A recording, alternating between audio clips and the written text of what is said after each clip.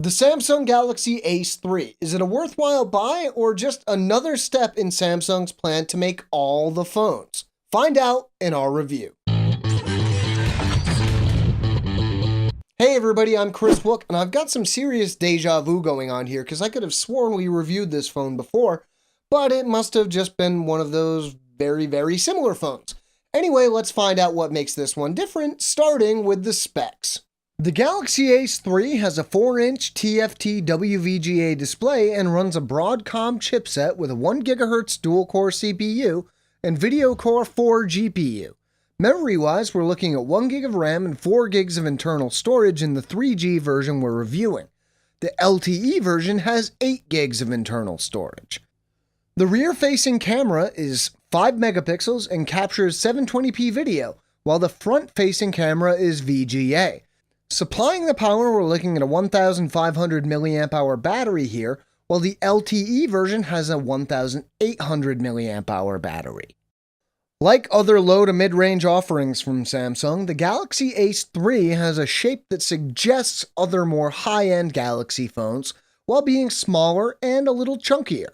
Button layout is the usual for Samsung: power button on the right, volume rocker on the left. Headphone jack is on the top while the USB port is on the bottom. Both the SIM and microSD slots are accessed by removing the back of the phone. One thing this relatively modest entry in the Galaxy line has going for it is that it's a very comfortable phone to hold, and it should fit comfortably for most grips. The entire phone is a fingerprint magnet, but that could be said about most phones these days. With an 800 by 480 resolution stretched across the 4-inch screen, this is not the highest pixel density screen we've ever seen at 233 ppi, but it's far from the worst too.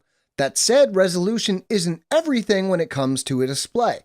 Brightness is decent, but when you combine it with how reflective the screen is, this is not an easy phone to look at in bright sunlight, even when you max out the brightness. On the plus side, black levels are fairly deep, colors are generally well represented, and viewing angles are good. By the time you're at an angle where colors start to change, you can barely see the screen anyway. Looking at the decidedly low mid-range specs, we weren't expecting crazy performance out of the Galaxy Ace 3, and because of that, we weren't disappointed. First, we turned to Antutu Benchmark. We ran the benchmark 10 times and saw scores staying very close, running from about 8,200 to 8,600. When all was said and done, we had a final average score of almost exactly 8,400, 8,400.8 to be exact. Next, we turned to Epic Citadel, but despite trying our best, all it did was crash. In real-world situations, the Galaxy S3 never really seemed to lag or stutter whether we were scrolling through various screens or launching apps. Gaming performance isn't going to be great, but it handled lighter 3D games like Subway Surfers without any problems. The Galaxy Ace 3 runs Android 4.2.2, and as you probably expected, it's skinned with Samsung's TouchWiz interface. Like a lot of Samsung's other recent phones, the Ace 3 shares its general look with the version of TouchWiz introduced with the Galaxy S4, though without so many of the special features that phone has. The version we're reviewing didn't come through a carrier, so it's relatively bloatware-free. The usual Samsung apps like S Planner, S Voice, and S Translator are included, as is the My Files file browser, but besides these and a few other apps, not much else is installed, which is nice given the small amount of internal storage we're dealing with here. The 5 megapixel camera isn't bad. The UI is right in line with other newer Samsung phones, though it doesn't offer as many options as the S4 or even other mid-range Samsungs. You've still got Sound and Shot and Panorama among other options. The photos themselves aren't bad, especially for a lower mid-range phone.